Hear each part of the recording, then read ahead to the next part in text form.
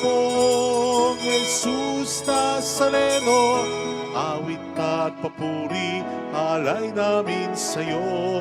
Dinggin ng dalangin at pagsamo ng bayan mo. Viva Jesus Nazareno. Viva po Jesus Nazareno, awit at papuri, alay namin sa'yo.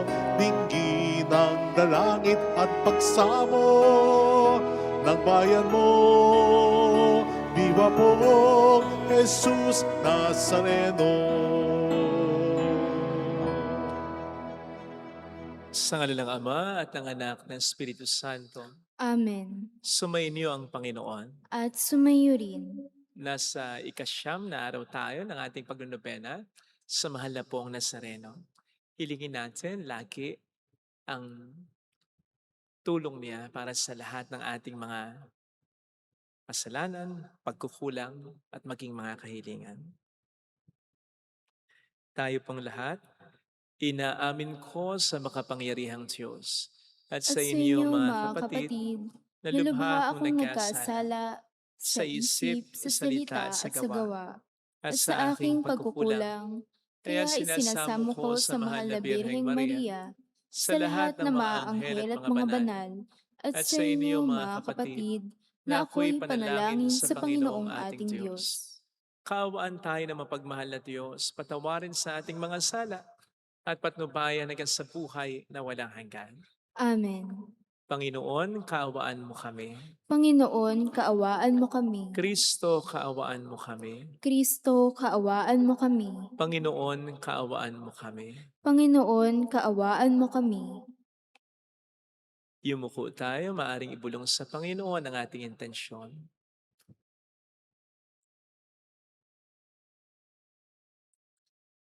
Manalangin tayo. Ama naming makapangyarihan, pinasikat mo sa lahat ng mga bansa ang iyong liwanag na walang hanggan sa pagpapakita ng iyong anak. Kaming sambayanan mo ay makasamba nawa sa Kanya hanggang kami ay makaharap sa liwanag na walang wakas. Sa pamamagitan niya kasama ng Espiritu Santo, magpa sa walang hanggan. Amen.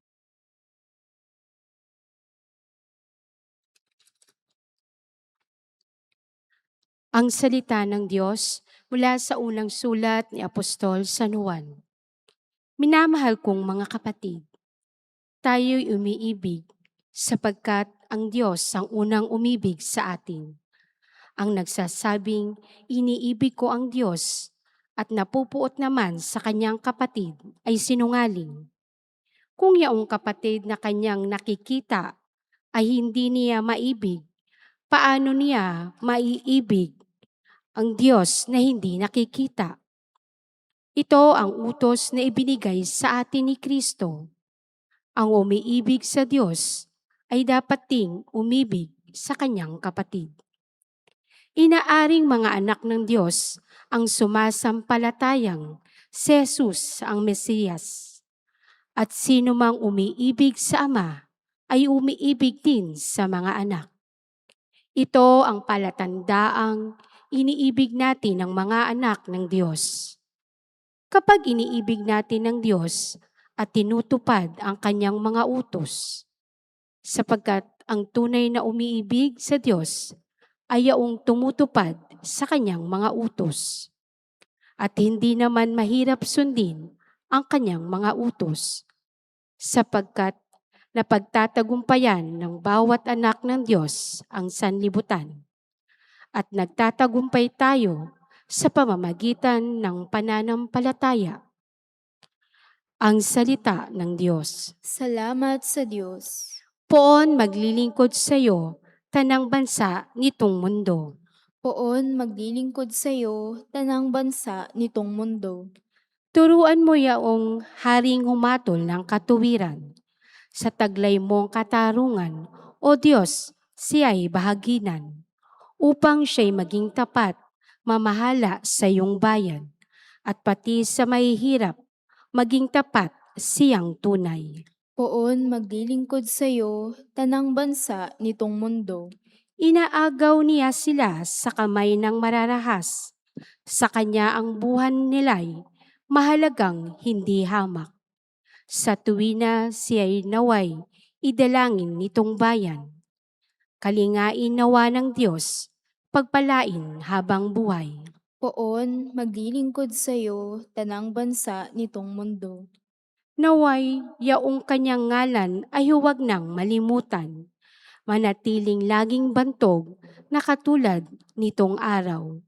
Nawa siya ay purihin ng lahat ng mga bansa. At sa Diyos silang lahat dumalangin. Hari nawa pagpalain kaming lahat, tulad niyang pinagpala. Poon, maglilingkod sa'yo, tanang bansa nitong mundo.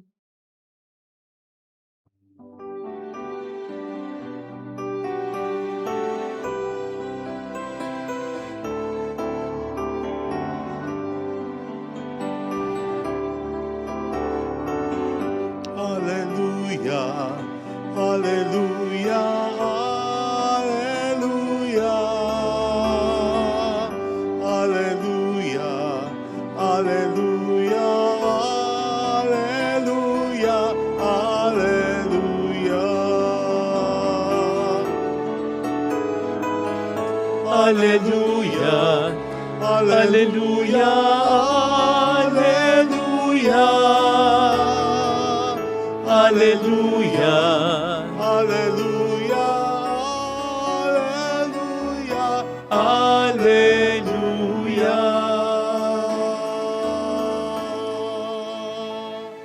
Sumainyo ang Panginoon. At sumayo rin. Ang mabuting balita ng Panginoon ayon kay San Lucas. Papuri sa iyo, Panginoon. Noong panahong iyon, bumalik si Jesus sa Galilea at sumasa kanya ang kapangyarihan ng Espiritu Santo. Kumalat sa palibot na lupain ang balita tungkol sa kanya.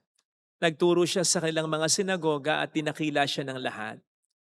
Umuwi si Jesus sa Nazareth na kanyang nilakhan gaya ng kanyang kinagawian. Pumasok siya sa sinagoga ng araw ng pamamahinga. Tumindig siya upang bumasa at binigay sa kanya ang aklat ni Propeta Isaias. Binuksan niya ang aklat sa dahong kinasusulatan ng ganito. Sumasa akin ang Espiritu ng Panginoon sapagkat hinirang niya ako upang ipangaral sa mga dukha ang mabuting balita.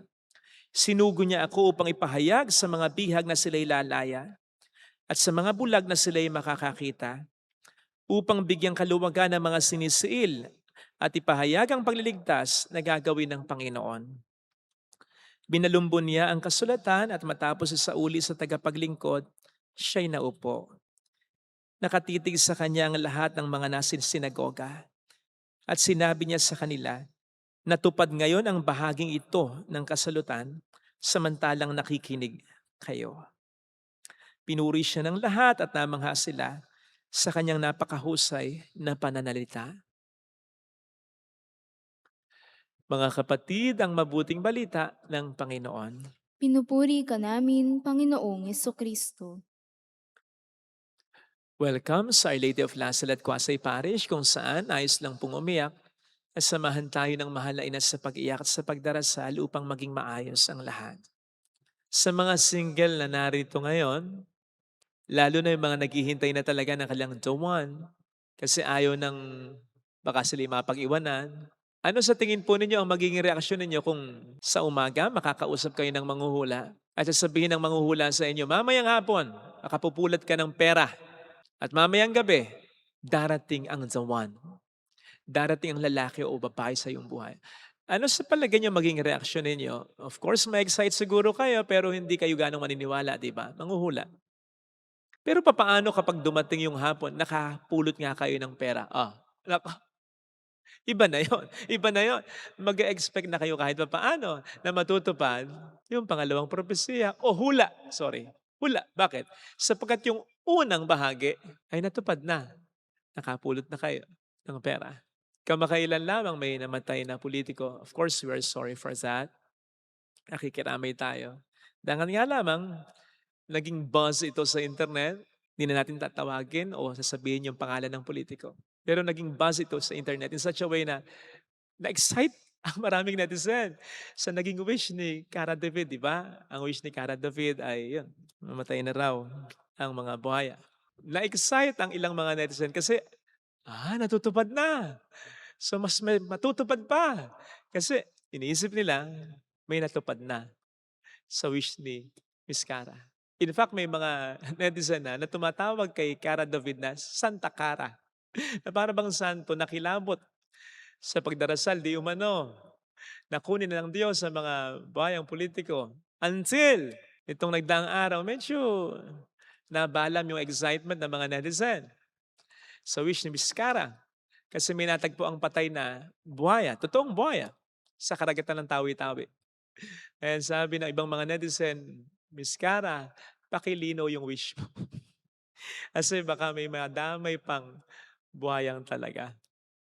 Sinabi ko po ito sa inyo sapagkat narinig po natin sa ating ebanghelyo na matapos sabihin ni Kristo ang propesiya ni Prophet Isaiah, ay sinabi niya, natupad ngayon ang bahaging ito ng kasulatan samantalang nakikinig kayo. Natupad kasi si Kristo ang sinasabi ng propesiya na siyang magbibigay ng mabuting balita sa mga dukha, magpapalaya sa mga bihag, magpapagaling sa mga bulag, magbibigay kaluwagan sa mga sinisiil, at magliligtas. Siya yun eh. Kaya yung bahagi ng kasulatan ito, natupad na sa kanya. Pwede natin sabihin, yung malaking pisngi ng propesiya, natupad na eh. Dangan nga lamang, yung pangalawang bahagi sana nito, yung katuparan nito sa mga tao, lalong-lalo na yung kapiling niya noong mga sandaling yon, lalong-lalo na yung mga Hudyo noong kapanahunan niya, hindi natupad para sa kanila eh. Sapagkat kung itutuloy po natin yung ebanghelyo na narinig po natin, i-condemn siya. Lalaitin siya. Hindi siya tatanggapin ng mga kababayan eh. At hindi natin po pwedeng sabihin na kay Kristo ang mali. Hindi. Lahat ng sinabing ito ni Prophet Isaiah, kayang-kaya niya. It's just that ang mali ay nasa mga tao talaga. Sapagkat in the first place, ay hindi nila nakita ang kanilang sarili bilang bihag ng kasalanan, bilang bulag sa kasalanan, bulag sa katotohanan, bilang sinisiil ng kasalanan, bilang dukha sa Diyos. Hindi nila in other words nakita ang kanilang sarili bilang direct recipients ng biyaya ni Jesus. Kaya hindi nila namdaman ito eh. Kaya sayang eh. Natupad na ang bahagi ng banal na kasulatan kay Kristo pero hindi ito tumuloy sa mga tao.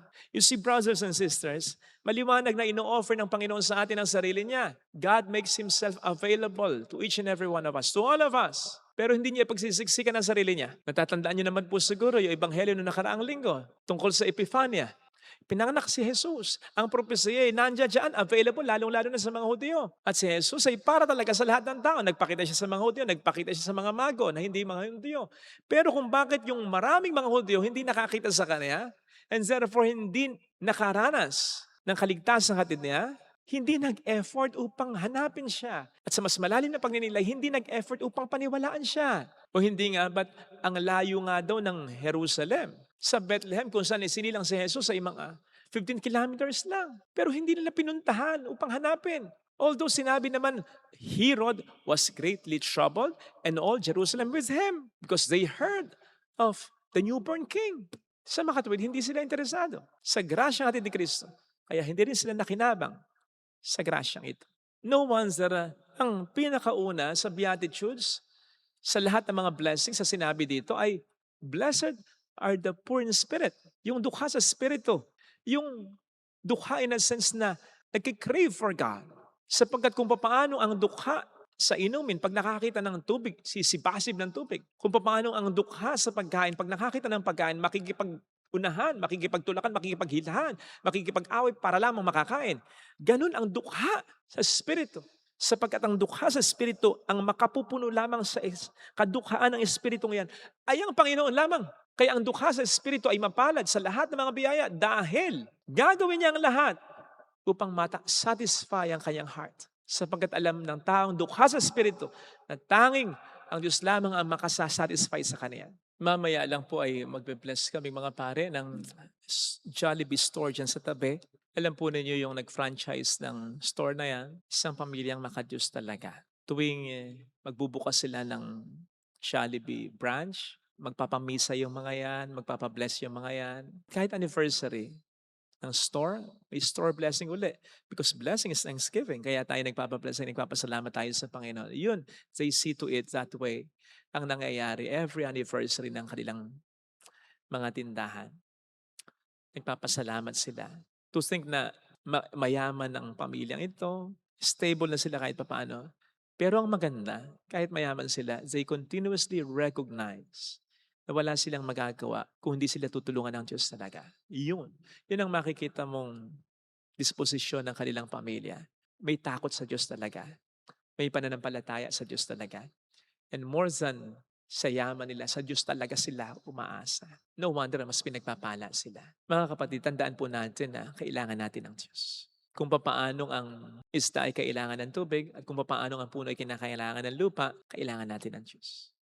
At kung papaanong ang isda hindi po pwedeng paminsan-minsan lamang nasa tubig, dapat laging nasa tubig. At kung papaanong ang puno ay hindi dapat paminsan-minsan lamang nakabaon sa lupa, kundi dapat laging nakabaon sa lupa, dapat din tayong nakababad at nakabaon sa pag-ibig ng ating Panginoon. In other words, dapat lagi nating nire-recognize na kailangan natin ng Panginoon. Hindi yung parang cellphone lang na maalala yung charger kapag lobat na. Hindi kapag may kailangan lang, hindi kapag may problema lang, hindi kapag napapagod lang.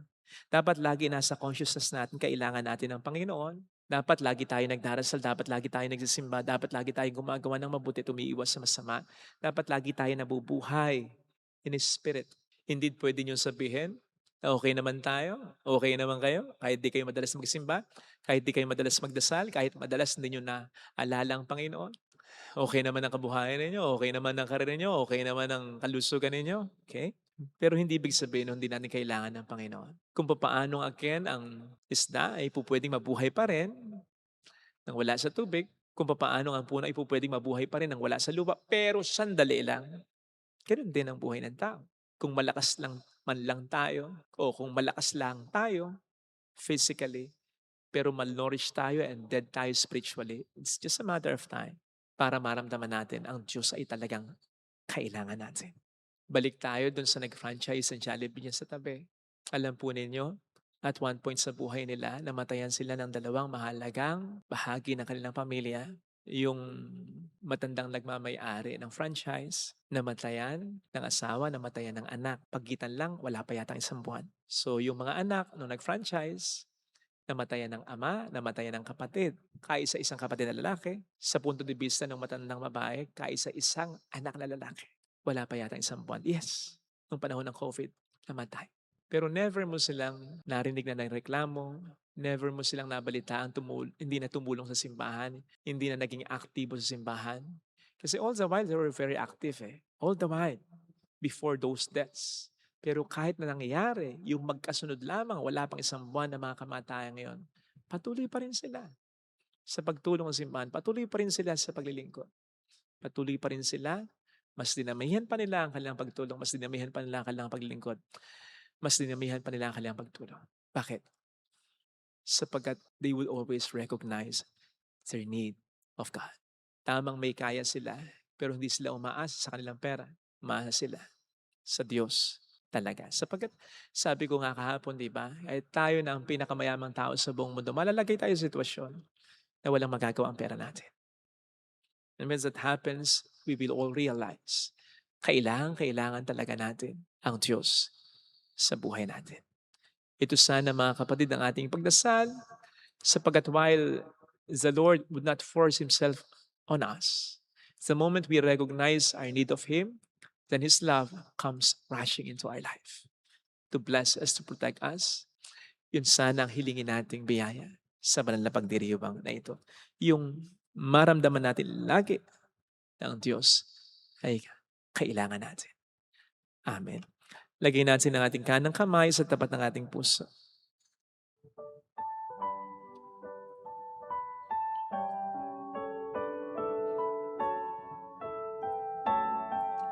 Awitin natin. Alam kong may magagawa ang Diyos.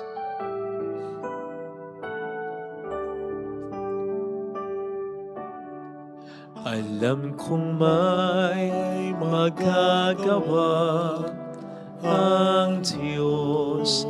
Alam kong may magagawa ang Diyos. Alam kong magagawa ang Diyos. Kung ako'y magtatapat, Kung ako'y magtatapat sa Kanya'y maglilingkod, sa Kanya'y maglilingkod, alam kong may magagawa ang Diyos. may magagawa ang Diyos. Alam kong diringkin ng Diyos ang samo, Alam kong di sapagkat mahal niya ako. ng Diyos ang samo ko. Alam kong diringkin ng Diyos ang samo ko. Alam kong diringgin ng Diyos ang samo ko.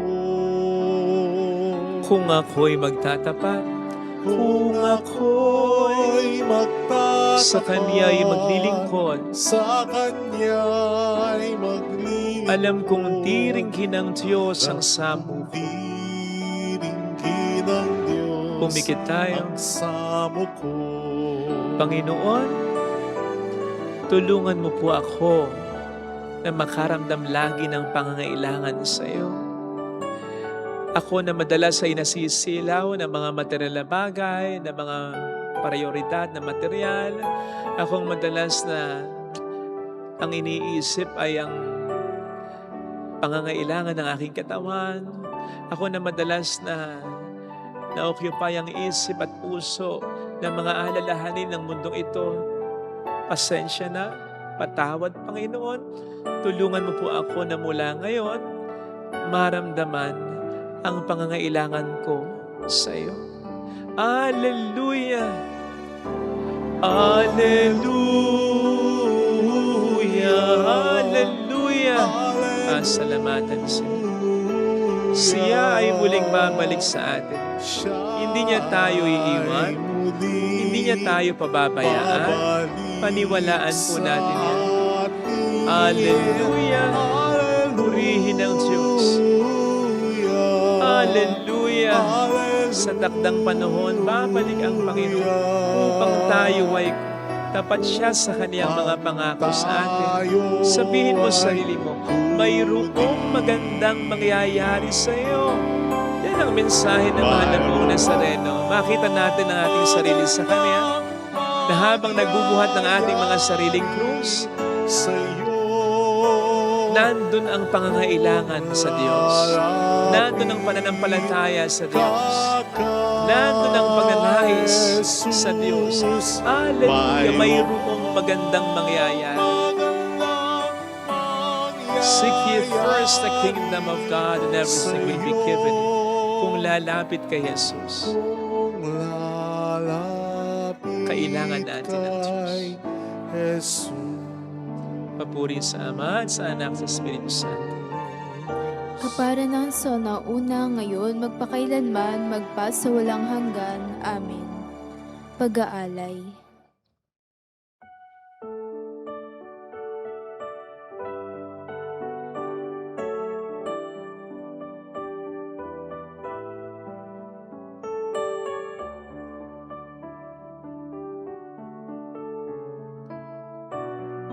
Ang tinapay, ito ang iyong laman.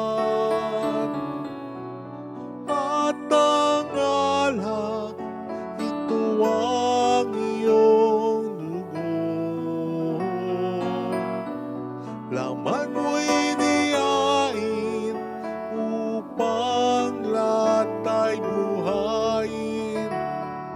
Dugo mo ang dumanak ng lahat ay mapatawan.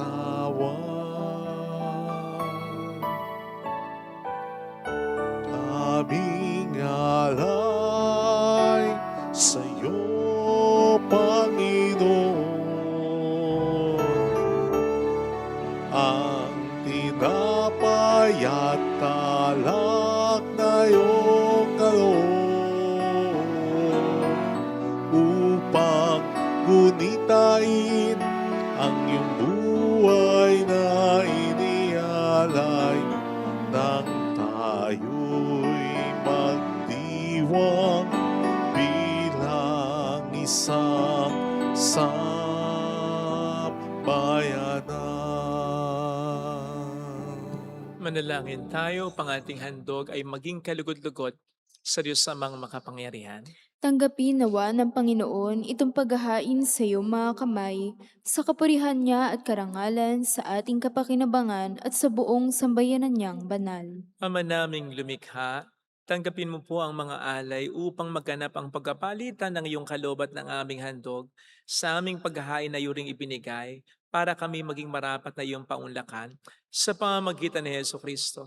Kasama ng Espiritu Santo magpasa walang hanggan. Amen. Sumayin niyo po ang Panginoon. At sumayo rin, Itaas sa Diyos ang inyong puso at diwa. itinaas na namin sa Panginoon. Pasalamatan ng Panginoong ating Diyos. Marapat na siya ipasalamatan. Ama naming makapangyarihan, tunay ngang marapat na ikaw ay pasalamatan sa pamamagitan ni Heso Kristo na aming Panginoon.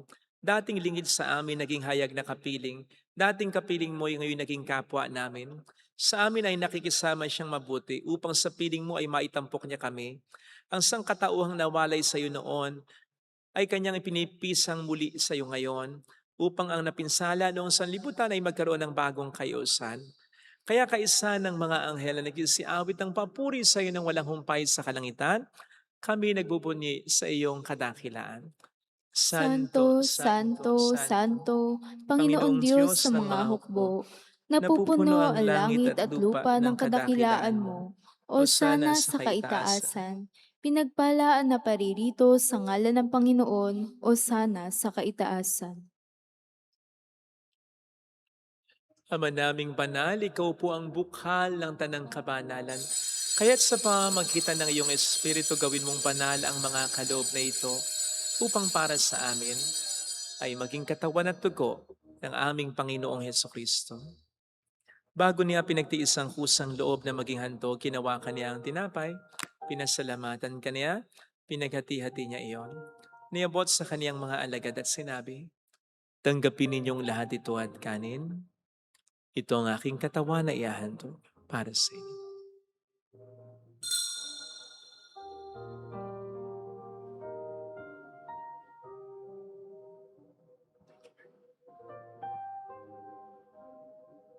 Gayun din naman ang matapos ng hapunan, hinawakan niya ang kalis, muli kaniyang pinasalamatan. Iniabot niya ang kalis sa kaniyang mga alagad at sinabi, "Tanggapin ninyong lahat ito at inumin. Ito ang kalis ng aking dugo ng bago't walang hanggang tipan. Ang aking dugo na ibubuhos para sa inyo at para sa lahat. Sa ikapagkapatawad ng mga kasalanan, gawin niyo ito sa pag-alala sa akin."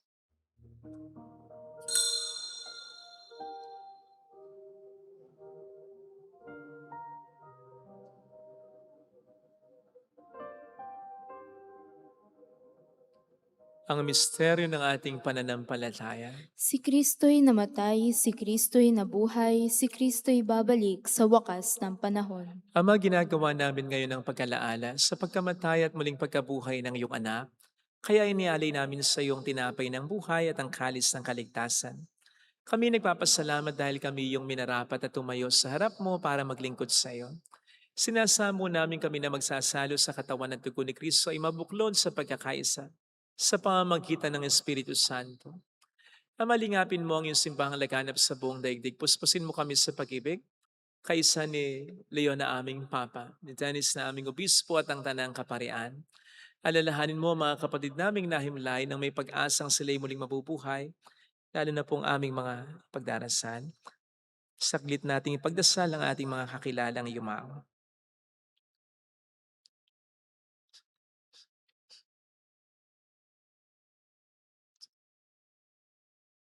Kaawaan mo sila at patuloyin sa iyong kaliwanagan. Kaawaan mo at paging tapatin kaming lahat na makasalo sa iyong buhay na walang wakas. Kaisa ang mahal na Birhen ng Lasal at ang Ina ng Diyos, isanusay ang kabiyak ng kanyang puso lahat ng mga banal na namuhay dito sa daigdig ng kalugod-lugod sa iyo. May pagdiwang naman namin ang pagupuri sa ikararangal mo sa pamamagitan ng iyong anak na aming Panginoong Heso Kristo. Sa pamagitan ni Kristo, kasama niya at sa Kanya, ang lahat ng parangal papuri ay sa iyo. Diyos amang makapangyarihan, kasamang Espiritu Santo magpasawalang hanggan.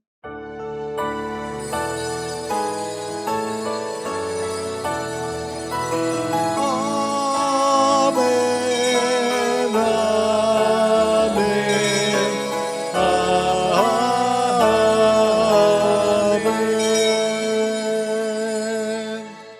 Tumawag tayo sa Ama.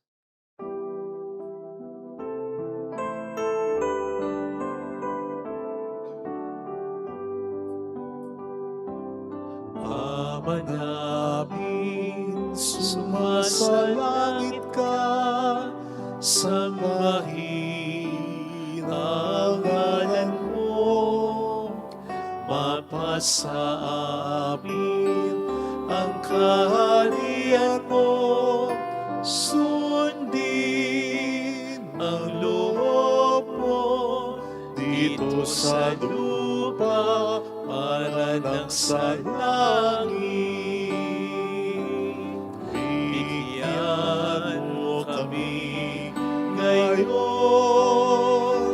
ng aming kakanin sa araw-araw.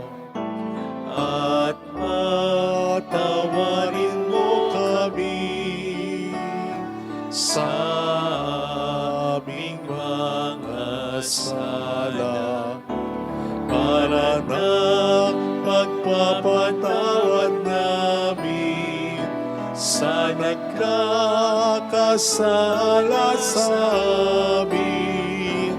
At huwag mo kami ipahintulot sa tukso, at ihadya mo kami sa lahat ng masama. Hiniling namin kami adya sa lahat ng masama, pagkalooban ng kapayapaan araw-araw, ligtas sa kasalanan sa kapahamakan sa mga seryosong karamdaman, samantalang aming pinaghahandaan ang dakilang araw ng pagkapahayag ng tagapagligtas naming si Hesus Kristo. Sapagkat iyo ang kaharian, ang kapangyarihan at ang kapurihan magpakailanman. Amen. Panginoong Jesucristo, sinabi mo noon, sinasabi mo rin sa amin ngayon, kapayapaan ang iniiwan ko sa inyo, ang aking kapayapaan ang binibigay ko. Tunghayin mong aming pananampalataya, huwag ang aming pagkakasala. Pagkalooban mo kami ng kapayapaan at pagkakaisahin sa iyong kalooban. Kasama ang Espiritu Santo magpasa walang hanggan. Amen. Ang kapayapaan ng Panginoon ay sumainyo nawang lahat. At sumayo rin. Magbigayan tayo ng kapayapaan sa isa't isa. Kapayapaan po. Peace be with you. Kordero ng Diyos na nag-aalis sa mga kasalanan ng sanlibutan, maawa ka sa amin. Kordero ng Diyos na nag-aalis sa mga kasalanan ng sanlibutan, maawa ka sa amin.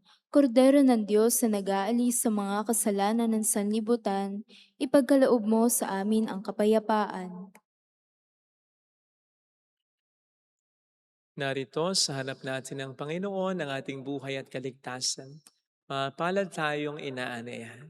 Panginoon, hindi ako karapat-dapat na magpatuloy sa iyo, ngunit sa isang salita mo lamang ay gagaling na ako.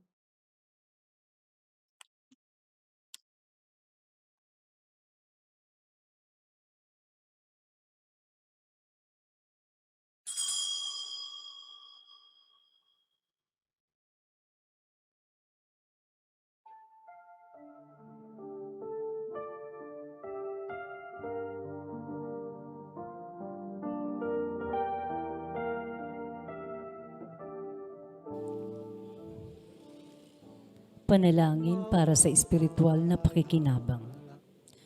Panginoong Hesus, ako ay naniniwala na ikaw ay nasa kabanal-banalang sakramento.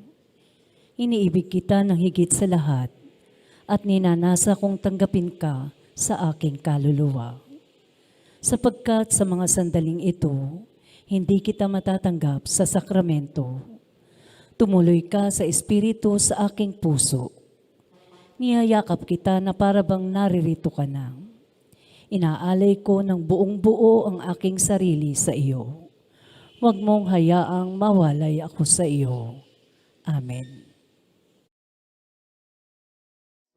Sa salita mo ay gagaling na ako.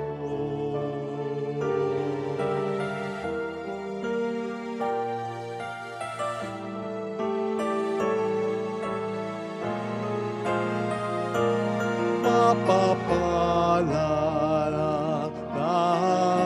napis ang Diyos ang siyang aliw. Ligaya at liwanag ang siyang makakamtan. Jesus, ako'y di dapat sa iyo ay tumanggap. Ngunit sa salita mo ay gagaling na ako.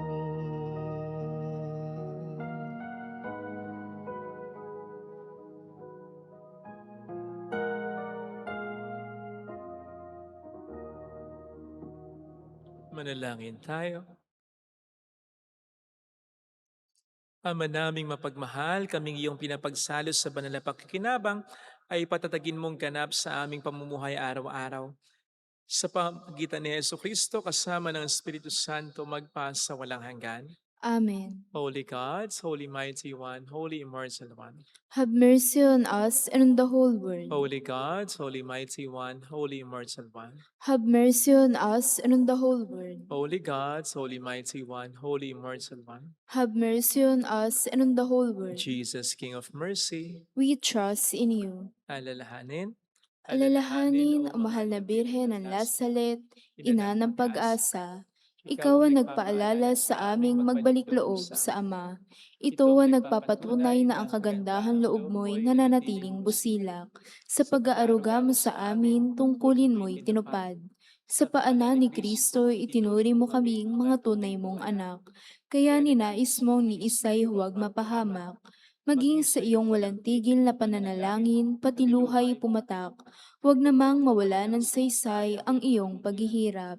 Hiling nawa namin sa iyo, o aming inanliyag, na matapos ang pakikibaka namin sa mundong ito, at sa pananatili naming tapat kay Kristo, sa kapurihan mo'y makibahagi kaming ganap, upang kung nasaan ka ngayon ay maparoon din kaming lahat, at ang kaganapan ng kalwalhatian ng Diyos Amay tuluyang matupad. Siya nawa. Labiran ng lasalet, tagapagkasundo ng mga makasalanan.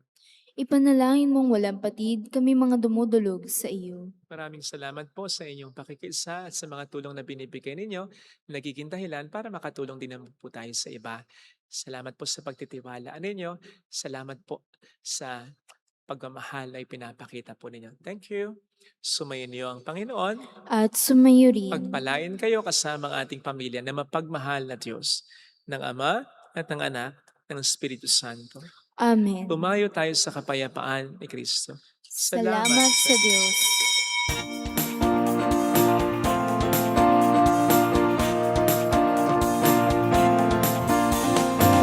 Mary, Mother of the Lord, here's a prayer we sing to you.